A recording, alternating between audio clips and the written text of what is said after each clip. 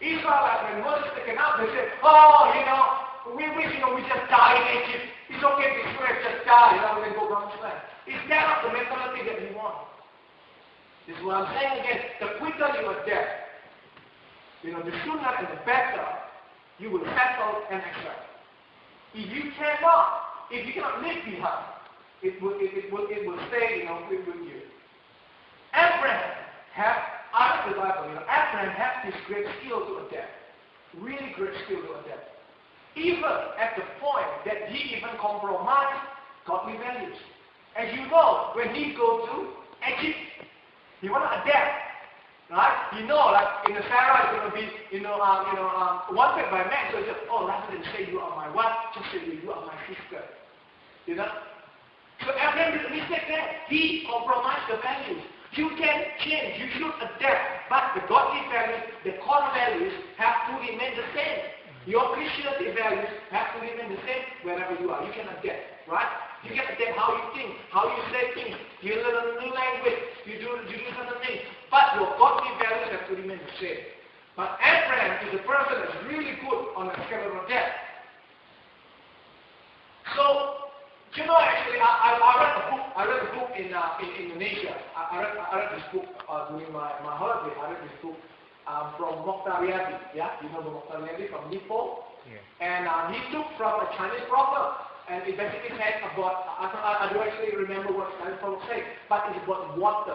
He basically said, to survive in the business, to survive in this world, to excel, you need to be like water. Like water. Because water can adapt. If you put in the container of the ship, the water will not take its own shape, but it will take the shape of the container.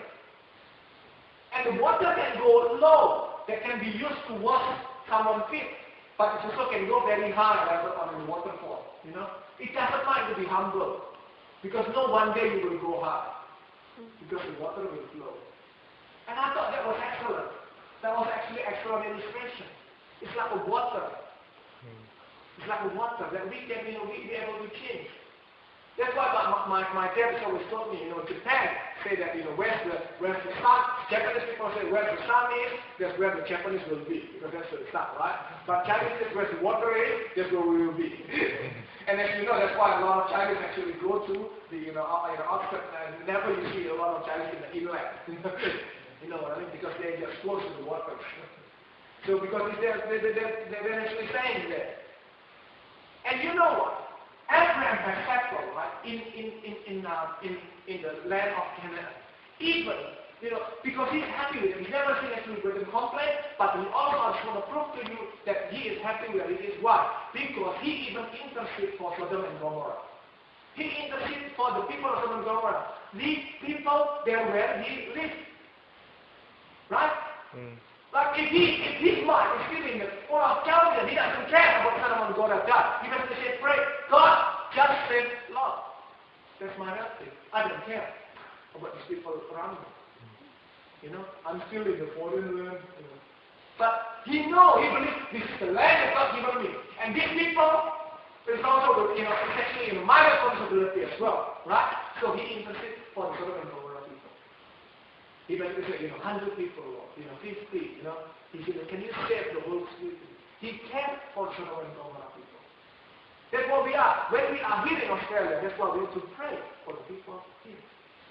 We cannot just pray as always in Indonesia. We have to pray for the people here. We cannot always pray for people in China, but we always pray for people here. Like Abraham. Amen? Because that's what where we belong. Where God's promise will be fulfilled. Amen? Amen. So, in order to adapt, we need to change. And as you know, the world is changing at very fast pace. Very fast, the world is changing. With the illusion of technology, with the illusion of internet, and now with the broadband, the world is changing. And that's why, information is number one for the business people, for the leadership, for information is number one. Because the world is changing. Right. Usually, a lot of people change. With me. People usually change when they face problems. Right? But what I want you to learn today is to anticipate the changing by changing first. So you don't have to face that problems. You know what I mean? Yes. Usually when people hit the problem, then they say, oh, I need to change. When the doctor diagnosed you, say, you got diabetes, then, oh, I need to lower my sugar. You know, oh, when the doctor says you got a heart attack, oh, I shouldn't eat that fat. You know? You know what I mean? Yes. We always change. People usually change when they face problems. When they fail the subject, they'll say, oh, I should study more. You know? But I want you, people, you know, a life center, you know, the Christian, you have to change before the problems come. Amen? You with me? Come on, say to your neighbor, we need to change before the problems come. We need to change before the problem. So if you don't have a problem today, you say, oh, I don't have a problem now, my life is good. No, you need to change because you should. This is what you need to change, right? Yeah. And I'm going to tell you how. So, you know, for example, you need to change. You know, you need to train your body to change. For example, you know, a jet lag. You know, a jet lag. I asked Pastor Leonardo, I said, when he stayed here, I said, you know, you travel a lot. You know, how you quickly adapt? And he said, oh, you have to train your body. You have to train your body. He's saying like this. If I know when I come, it will be in the morning, then I will force myself to sleep in the place. But if when I come, it is night, and I force myself not to sleep, so then when I come back, you know, my body quickly adapt. So then when I quickly adapt, I can preach. If I don't quickly adapt, then I cannot ministry. So I have to train my body. That's really good, you know. And that's why I have to do sport. I swim a lot because then if my metabolism is good, then my body will better adapt on changes. That's really good, you know. We have to be able to be like that. You know, we have to change. We have to train our body to adapt, to change quickly. You know, like what Pastor Leo said. You know, when we change, when he comes, you know, and then the body already adapted to his time zone, then he can ministry. Otherwise, he will say, oh, you know, I'm so tired. You know, sorry guys. You know, pardon me. You know, it cannot because it's the calling of God and something that requires him to change. Am I speaking to someone, you know? Yes. If you are being called by God, you have to train your body to change, to adapt to the new environment, then you can minister. Another example, you know, I play basketball, right? I play basketball. In high school, I play basketball. From junior to senior high school, I play basketball. When I play basketball there, because I'm considered as tall, you know, in Indonesia, I play as a forward and I play as a center. So in basketball, there's a guard, you know, there's a guard, which is usually a small one, but run really fast, and then the forward is big, you know, big, and the center is all small, you know. So that's how it is. So in Indonesia, I always play forward, you know, power forward or center, because I'm big, I'm huge, you know, I'm blocking the people, like, do that. So I usually do that. And then my favorite player is Michael Jordan, right? Michael Jordan is a guard. And Michael Jordan used to shoot three-pointers. So then when I practice, I always sometimes shoot three-pointers, but they say, no, you are a forward, don't shoot 3 points, you know. You have to just focus on rebound, you know, focus there. And you know, and I always, you know, go there, and I always do that. So then, you know, I become a forward, you know, I become a center, you know, I learn how to pivot and all these things.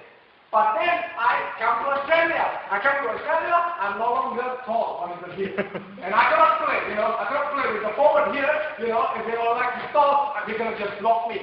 So then I adapt. I start to practice almost every day back then when I come back. I start to practice dribbling. Because in forward, you don't have a good dribbler, you know. You can just have the ball, the pivot, and then, you know, just shoot. That's what you need to do. You need to bring the ball and dribble. So, you know, usually tall guys are good at dribble because they don't train that way. So, then after myself, I start to dribble, you know. Train dribble, train 3 points. Then I become a guard. So now when I go to team before, you know, I join the team, I play as a guard now. If I play a forward, I will go God, man. They have to tell me, I have to adapt. Then I went back for holiday. In there, I play as forward again because, oh, you are big, you know. And I play the center again. So we have to adapt. Yes? You see what I mean? Yes. We have to adapt. We are still who we are. Our values remain the same. But however, we have to adapt. I believe that's why the reason why Paul able to reach the other nation for the gospel. Because what? Because Paul